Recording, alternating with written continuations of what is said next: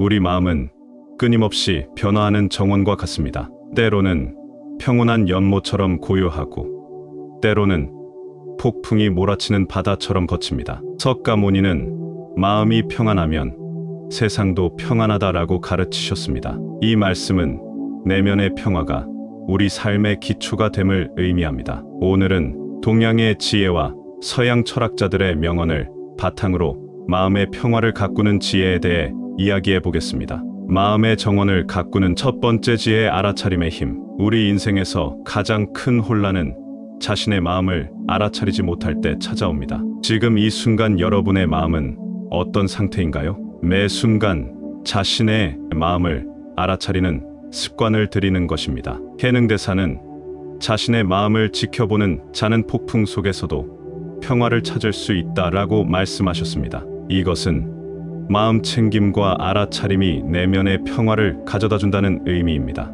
노자는 강물이 흐르는 것을 지켜보듯 자신의 생각을 관찰하라고 했습니다. 철학자 마르쿠스 아우렐리우스는 외부 세계를 바꿀 수 없다면 내면의 세계를 바꾸어라라고 말했습니다. 우리는 종종 바깥 세상을 통제하려 애쓰지만 진정한 자유는 자신의 마음을 이해할 때 찾아옵니다. 하루에 몇 분이라도 고요히 앉아 자신의 생각과 감정을 지켜보세요. 그것이 마음의 정원을 가꾸는 첫걸음입니다. 마음의 정원을 가꾸는 두 번째 지혜, 감사함의 씨앗. 매일 감사함의 씨앗을 심는 습관을 갖는 것입니다. 법정 스님은 감사함은 마음의 비옥한 토양을 만드는 걸음과 같다라고 가르치셨습니다. 이는 감사하는 마음이 더 많은 행복을 자라게 하는 기반이 됨을 의미합니다. 철학자 에픽테토스는 가진 것에 감사하는 사람이 더 많은 것을 누리게 된다라고 말했습니다. 이러한 감사의 마음은 우리의 시선을 삶의 풍요로움으로 돌리게 합니다. 달라이 라마는 매일 아침 깨어날 때 오늘 나는 살아있다라는 생각만으로도 감사함을 느끼라라고 했습니다. 매일 저녁 그날 감사했던 세 가지를 떠올려 보세요. 작은 것들에도 감사함을 느끼는 습관은 마음의 정원에 아름다운 꽃을 피우게 할 것입니다. 마음의 정원을 가꾸는 세 번째 지혜, 집착의 잡초 제거하기. 집착이라는 잡초를 정기적으로 제거하는 것입니다. 원효 대사는 집착은 마음의 정원에 자라는 가장 강한 잡초와 같다라고 말씀하셨습니다. 집착은 우리의 행복을 방해하는 가장 큰 장애물입니다. 장자는 손을 펴야 새로운 것을 받을 수 있다라고 했습니다. 이는 과거에 집착하면 새로운 가능성을 놓치게 된다는 의미입니다. 철학자 세네카는 가장 가난한 사람은 많은 것을 원하는 사람이다라고 말했습니다. 오늘 여러분이 집착하고 있는 것은 무엇인가요? 그것을 놓아주는 연습을 해보세요. 집착의 잡초를 제거할 때 마음의 정원은 더 넓고 자유롭게 자랄 공간을 얻게 됩니다. 마음의 정원을 가꾸는 네 번째 지혜, 자비의 물주기. 네 번째, 자비라는 물을 정기적으로 주는 것입니다. 석가모니는 등불이 어둠을 밝히듯 자비는 마음의 그림자를 밝힌다라고 가르치셨습니다. 자비는 우리 마음의 식물들이 건강하게 자라도록 돕는 물과 같습니다. 공자는 자신이 바라는 것을 남에게 행하라라고 했습니다. 철학자 쇼펜하우어는 우리가 느끼는 대부분의 불행은 타인과의 비교에서 온다라고 말했습니다. 매일 누군가에게 친절한 행동을 실천해보세요. 그것이 낯선 사람에게 건네는 미소든 친구에게 보내는 따뜻한 메시지든 자비의 물은 여러분의 마음을 더욱 풍요롭게 만들 것입니다. 마음의 정원을 가꾸는 다섯 번째, 지혜, 고요함의 햇빛 받기. 다섯 번째, 고요함이라는 햇빛을 정기적으로 받는 것입니다. 진울 스님은 고요함은 마음의 열매가 익어가는데 필요한 햇빛과 같다라고 말씀하셨습니다. 이는 명상과 고요한 시간이 우리의 내면을 성숙시킨다는 의미입니다. 노자는 고요함 속에서 세상의 모든 소리를 들을 수 있다라고 했습니다. 철학자 파스칼은 모든 인간의 불행은 조용한 방에 혼자 앉아있지 못하는 것에서 비롯된다라고 말했습니다. 하루 중 몇 분이라도 고요히 앉아있는 시간을 가져보세요. 그 고요함 속에서 여러분은 마음의 정원이 자라는 소리를 들을 수 있을 것입니다. 우리가 내면의 정원을 가꾸는 일은 평생의 과제입니다. 수행자 틱나타는 현재 순간이 가장 아름다운 순간이다라고 말했습니다. 마음의 정원을 가꾸는 일은 지금 이 순간 여기에서 시작됩니다. 매일 작은 실천으로 여러분의 마음에 아름다운 정원을 가꾸어 보세요. 그 정원은 폭풍이 와도 흔들리지 않는 평화와 지혜의 샘이 될 것입니다. 우리가 내뱉는 말은 마법과도 같습니다. 그것은 관계를 만들기도 깨뜨리기도 하는 강력한 에너지를 지닙니다. 원효 대사는 말은 심장의 소리다라고 가르쳤습니다. 우리의 말은 단순한 소리의 울림이 아니라 우리의 내면을 담는 그릇입니다. 오늘은 동양의 지혜와 서양 철학자들의 명언을 바탕으로 관계를 변화시키는 대화의 힘에 대해 이야기해 보겠습니다. 첫 번째 연금술은 진실의 말을 하는 것입니다. 석가모니는 진실은 모든 덕의 기초다라고 말씀하셨습니다. 이는 모든 건강한 관계가 진실이라는 토대 위에 세워져야 함을 의미합니다. 아리스토텔레스는 진실을 말하는 것은 용기의 첫 번째 단계다라고 했습니다. 진실을 말하는 것은 때로 두렵고 어려울 수 있지만 그것이 신뢰의 씨앗을 심는 방법입니다. 공자는 말과 행동이 일치하지 않는 사람은 신뢰를 잃는다라고 말했습니다. 여러분은 오늘 얼마나 진실된 말을 했나요? 진실을 말할 때 그것이 때로는 불편하더라도 장기적으로는 더 깊고 의미 있는 관계를 만들어 갑니다. 두 번째 연금술은 경청을 통해 말하는 것입니다. 해능대사는 진정한 경청은 마음으로 듣는 것이다 라고 가르쳤습니다. 이는 단순히 귀로 듣는 것이 아니라 온전히 마음을 열고 상대방의 말에 집중하는 것을 의미합니다. 해밍웨이는 대부분의 사람들은 듣기 위해서가 아니라 대답하기 위해 듣는다라고 말했습니다. 진정한 경청은 상대방의 말 뒤에 숨겨진 감정과 필요를 이해하려는 노력입니다. 달라이 라마는 경청할 때 우리는 지혜를 얻지만 말할 때는 이미 알고 있는 것만 말할 뿐이다 라고 했습니다. 오늘 대화에서 얼마나 진정으로 경청했나요? 그렇군요. 이해합니다와 같은 반응을 보이며 경청하고 있음을 표현할 때 사람들은 여러분과의 대화에서 가치를 느끼고 더 깊이 연결됩니다. 세 번째 연금술은 좋은 질문을 하는 것입니다. 소크라테스는 지혜는 좋은 질문에서 시작된다 라고 말했습니다. 이는 우리가 얼마나 많이 아는가 보다 얼마나 깊이 질문하는가가 더 중요함을 의미합니다. 진울 스님은 깊은 질문은 마음의 문을 여는 열쇠다라고 가르쳤습니다. 좋은 질문은 대화의 깊이를 더하고 생각하지 못했던 영역으로 탐험을 이끕니다. 아인슈타인은 나는 특별히 똑똑하지 않다. 다만 문제와 함께 더 오래 머물 뿐이다라고 말했습니다. 어떻게 느끼세요? 더 알고 싶은 것이 있을까요?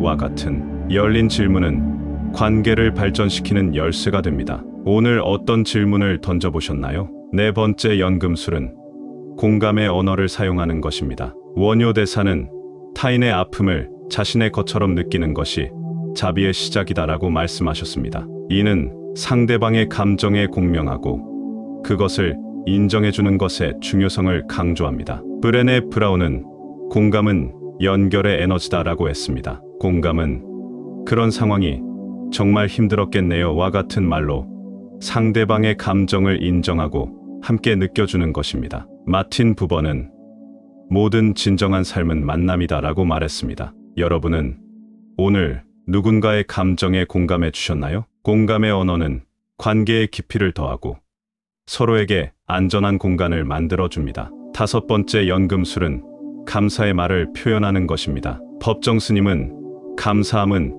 행복의 시작점이다라고 가르쳤습니다. 이는 감사의 표현이 관계의 생명력을 불어넣는 영양분임을 의미합니다. 윌리엄 제임스는 행복의 기술 중 가장 위대한 것은 감사하는 마음이다라고 말했습니다. 고마워요.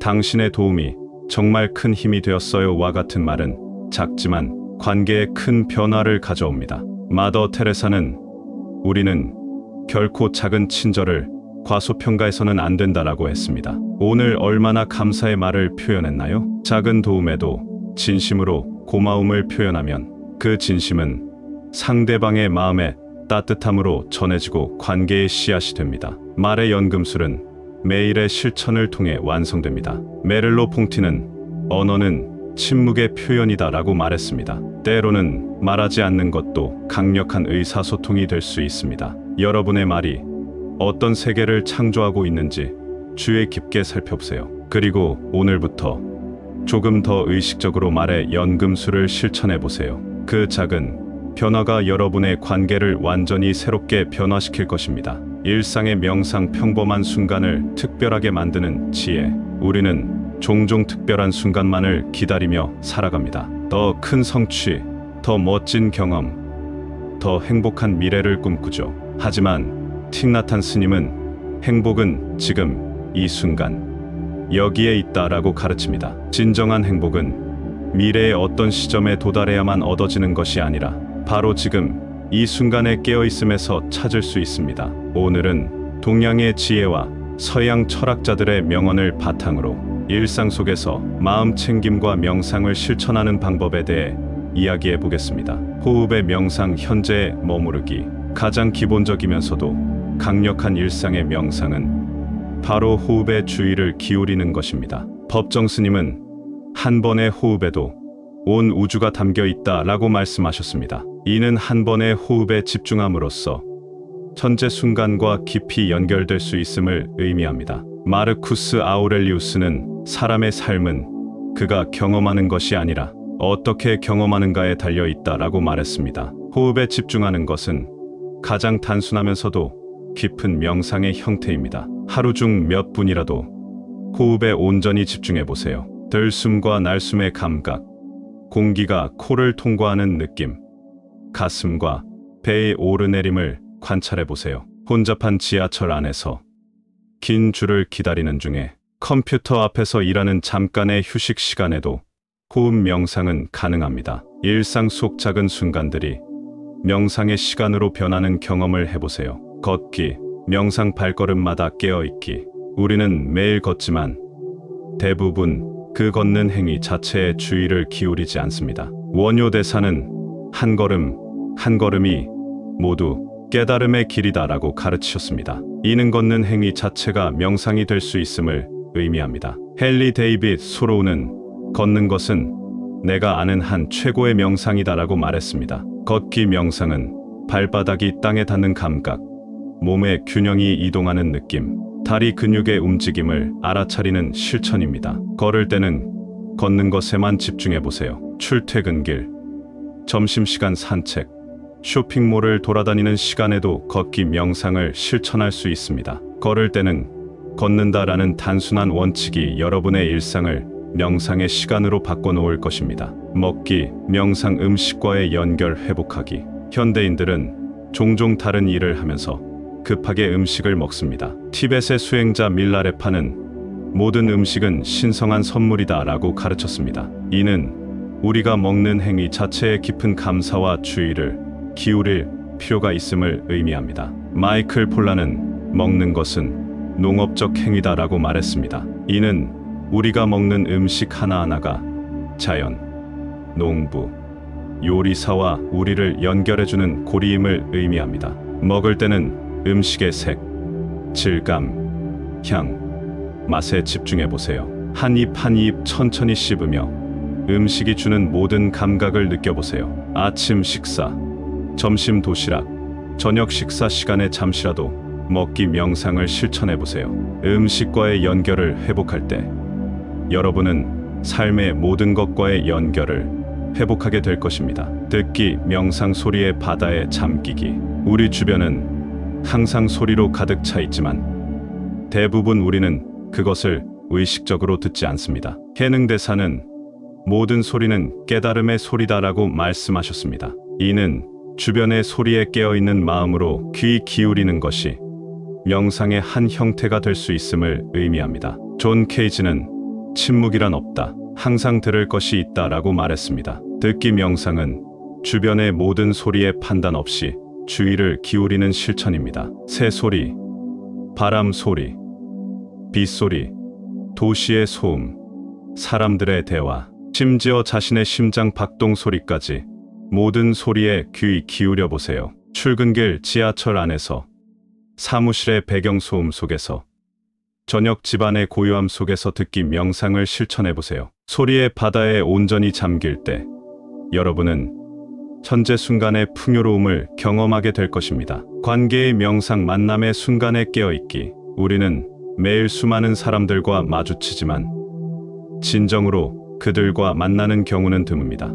마틴 부버는 모든 실제적인 삶은 만남이다 라고 말했습니다. 이는 타인과의 진정한 만남이 명상적 경험이 될 수 있음을 의미합니다. 달라이 라마는 우리가 만나는 모든 사람은 우리에게 무언가를 가르치기 위해 온 스승이다 라고 가르쳤습니다. 관계의 명상은 상대방을 온전히 만나는 실천입니다. 대화할 때 온전히 경청하고 판단을 멈추고 상대방을 있는 그대로 보려고 노력해보세요. 가족과의 대화, 동료와의 회의, 이웃과의 마주침, 심지어 가게 점원과의 잠깐의 대화에서도 관계 명상을 실천할 수 있습니다. 각 만남을 특별한 기회로 여길 때 여러분의 관계는 더욱 깊고 의미 있게 변할 것입니다. 일상의 명상은 특별한 시간이나 장소를 필요로 하지 않습니다. 로버트 피어사이그는 여정이 목적지다라고 말했습니다. 삶 자체가 명상이 될 수 있습니다. 지금 이 순간부터 시작해보세요. 호흡하고 걷고 먹고 듣고 만나는 모든 순간이 깨어있음의 기회가 됩니다. 평범한 일상이 명상의 장이 될 때 여러분은 특별한 순간을 기다릴 필요 없이 지금 여기에서 충만함을 발견하게 될 것입니다. 그것이 진정한 행복의 비밀입니다. 긴 글 읽어주셔서 감사합니다. 내용이 좋았다면 좋아요, 구독 한번 부탁드리겠습니다. 감사합니다.